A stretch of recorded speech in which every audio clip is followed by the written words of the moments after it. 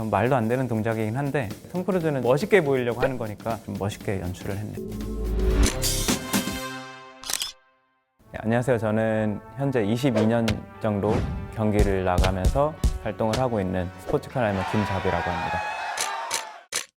스포츠 클라이밍이 이렇게 거의 주가 되는 영화는 처음이었고요. 제가 클라이밍 감독으로 참여를 한 거잖아요. 그래서 뭔가 내 새끼 같고 이거를 보고 클라이밍을 실제로 시작하신 분들이 굉장히 많다고 알고 있어요.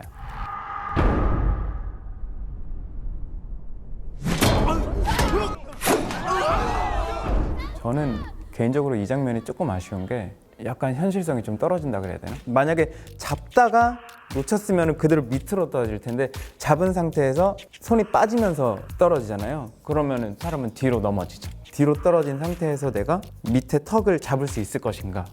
지금 손으로 잡은 부분이 뭔가 틈이 없다. 그냥 이렇게 민자 턱이다. 그러면은 저렇게 버티는 거는 불가능해요. 진짜 악력이 엄청 세서 이 콘크리트를 부숴버릴 정도가 아니라면은 저 상황에서는 뒤에서 당겼다 그러면 바로 쏙 빠져버리는 거죠. 그래서 중간에 이제 줄을 감은 거는 내가 등반하다 떨어졌을 때 바닥으로 가는 게 아니라 여기에서 줄이 걸려서 대롱대롱 매달리게 되는 거예요. 사실 여기서도 좀 편한 길을 가려면 매달려서 옆으로 이동하는 게 아니라 아예 올라서서 옆으로 이렇게 벽에 붙어서 개처럼 이렇게 가는 게 가장 편한 방법이긴 하죠. 가장 좋은 길은 가장 쉬운 길입니다. 근데 저기서도 이제 몸을 최대한 끌어올려서 이걸 왼손으로 버틴 상태에서 이걸 잡는 거기 때문에 여기에서는 손을 이렇게 옮길 수가 없어요. 저거는 영화적 허용이라고 봐야겠죠. 양손과 양발이 떨어진 상태에서 위로 점프하듯이 잡는 거를 이제 다이노 동작이라 그래요. 이 영화 보면서 제일 아쉬워했던 부분이 이 부분인데 지금 뛴 게 안쪽에서 뒤쪽으로 이렇게 뛰었잖아요. 이렇게 뛰면은 몸은 뒤로 스윙을 먹어요. 저 때는 와이어 때문에 몸이 뒤로 안 나가지더라고요. 보시면 잡으면서 몸은 계속 안쪽으로 이렇게 있어요. 사실 저런 사자산 같은 게 미끄러워가지고 올라가기 더 힘들 거예요. 이게 직업병 같은 건데 항상 어떤 건물을 볼 때마다 그런 생각을 해요. 아, 이거는 올라가 보고 싶다. 신논현역인가 그쪽에 동글동글하게 구멍이 뚫린 빌딩이 있어요. 그건 한번 올라보고 싶더라고요. 이건 굉장히 유명한 장면이죠. 잘생겨서 톰 크루즈가 이렇게 무릎을 바위 틈새에 끼는 거를 니바라 그래요. 발이랑 무릎이 바위 틈새에 껴있기 때문에 잘 빠지지 않아요. 그래서 저런 상태에서는 이제 두 손을 놓고 쉰다거나 이런 동작이 가능하죠.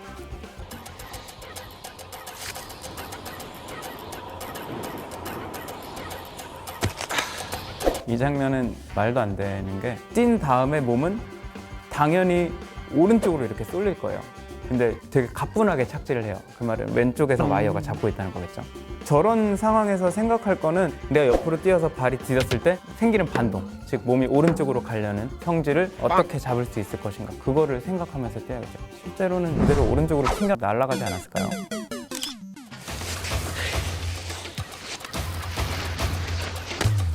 근데 보시면은 손가락 끝에만 이렇게 좀 걸리거든요. 웬만한 사람은 저기서 그냥 떨어지지 않았을까. 잘생겼네요. 이 장면은 톰 크루즈의 멋짐을 표현하고 싶은 것 같은데 말도 안 되는 동작이긴 한데 저 장면이 굉장히 멋있었어요. 이렇게 장비 없이 내 힘으로만 올라가는 거를 프리솔로라 그래요. 엄청 위험하죠. 한 번의 실수로 생명이 끝날 수도 있습니다. 미션 임파서블 하나만 더 말씀드리자면은 어느 아웃도어 브랜드 CF를 찍은 적이 있었거든요. 그때 배우가 정우성님이었고 지금 미션 임파서블이랑 딱 똑같은 동작을 만들어 달라고 하셔가지고 찾아보면 있어요. 그곳에 레드페이스가 있다. 이거는 보다가 껐어요. 너무 말이 안 되는. 어렸을 때 들어본 질문 중에 제일 많이 들어본 질문은 떨어지면 안 죽어? 이거였어요. 이 영화 때문입니다. Hey, Dad. She needs a second cam. 아버지가 올라가 있고 중간에 아들 그리고 밑에 딸이 보통 이렇게 조를 지어서 등반할 때는 가장 등반 경험이 많은 사람이 1번으로 올라가고 잘 못하는 사람이 중간, 경험이 가장 많은 사람이 마지막에서 이제 페이스라든지 그런 거를 조절을 해요. 이 호루라기는 왜 부는 건지 모르겠어요.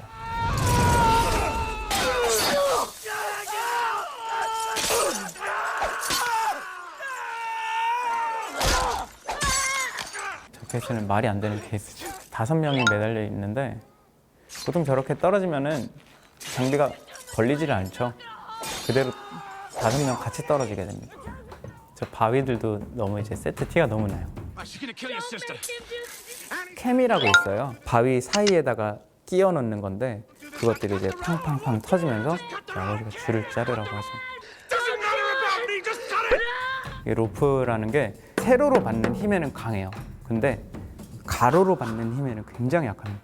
로프가 쭉 늘어져 있는 상황에서 칼을 살짝만 갖다 대도 로프는 바로 끊어져요. 특히 로프 같은 경우는 생명과 직결된 장비이기 때문에 굉장히 좀 잘 다뤄야 됩니다. 안전 제일, 세이프티 퍼스트. 크리스 샤마라는 클라이머가 있어요. 그 사람이 참여를 했다고 그러더라고요.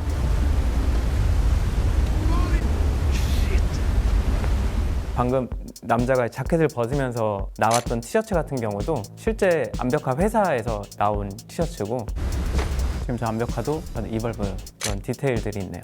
하나 의문이 든다면 굳이 왜 저 폭포 옆에 있는 바위를 올라가는 걸 굉장히 미끄럽거든요. 뒤꿈치를 바위에 거는 거를 힐훅이라 그래요.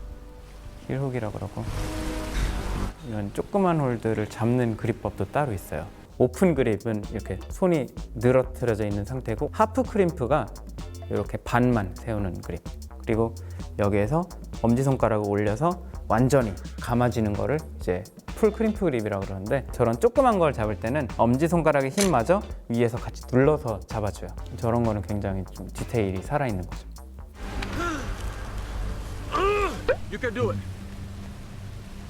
왜 한 손으로 매달려서 저렇게 빨리 안 잡고 노려보고 있는 걸까요? 재난 영화나 이런 거 한 손으로 매달리는 장면들이 많잖아요. 그런 거 보면은 티가 다 나요. 와이어를 썼는가 안 썼는가. 지금 오른쪽으로 이렇게 쓸려 있어요. 한쪽이 너무 타이트하게 당겨져서 이렇게 조금 올라간 것 같아요. 한 손으로 매달리게 되면 몸이 축 늘어져요. 발이 떨어진 상태에서 손으로만 이렇게 올라가는 걸 캠퍼싱이라 그래요. 캠퍼싱 동작을 좀 멋있게 연출을 했네요. 미션 임파서블 같은 경우 이게 딱 도는데 너무 커요. 내가 이 상태에서 갈 수 있는 거는 여기서 이렇게 가는 게 아니라 여기에서 이렇게까지밖에 못 가요. 이 정도? 이렇게 당겨지는 거죠. 근데 톰 크루즈는 멋있게 보이려고 하는 거니까 딱 돌았는데 이렇게 되면 멋이 없잖아요. 여기에서 나오는 이 장면이 현실적이에요. 저렇게 손가락 하나만 넣는 거를 이제 모노 포켓이라 그래요. 투 포켓, 쓰리 포켓. 그런데 두 개 같은 경우는 이렇게 넣는 경우도 있고 이렇게 넣는 경우도 있고 이렇게 넣는 경우도 있고 그거는 이제 그때그때 상황에 따라 다릅니다. 손톱이 긴 상태에서 홀드를 잡으면 손톱이 제껴질 수가 있어요.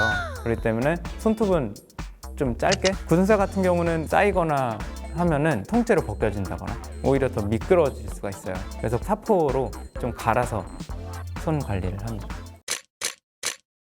실화를 바탕으로 제작이 된 거라서 숭고한 약간 그런 느낌이 드는 영화랄까요? 알프스에 3대 북벽이 있어요. 아이거, 마터홀은, 그랑데조라스.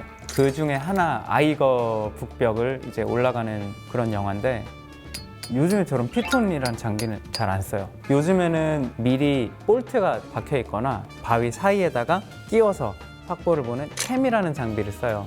보시면 장비도 다 엄청 구식이고 로프도 보면은 진짜 그냥 밧줄 같은 그런 로프죠. 이런 거 보면은 저런 장비를 어떻게 저런 등반이 가능했을까 싶더라고요. 이제 옛날에는 이런 빌레이 기구나 이런 게 충분하지가 않았기 때문에 몸으로 자위를 잡는다. 자위라는 거는 이제 로프의 독일어. 지금처럼 왔다 갔다 하면 만약에 바위가 날카롭다 그러면 그 바위에 로프가 계속 마모가 되는 거예요. 로프는 가로 충격에는 굉장히 약해서 저런 경우에는 로프가 굉장히 쉽게 끊어질 수가 있어요.